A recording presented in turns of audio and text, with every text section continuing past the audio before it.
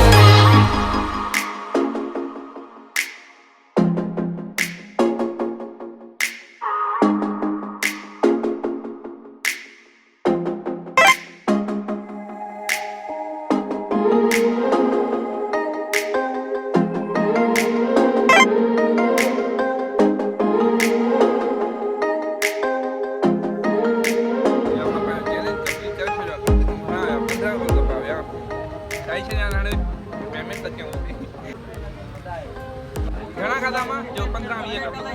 20 खन खा दे हां ये खन खाई बात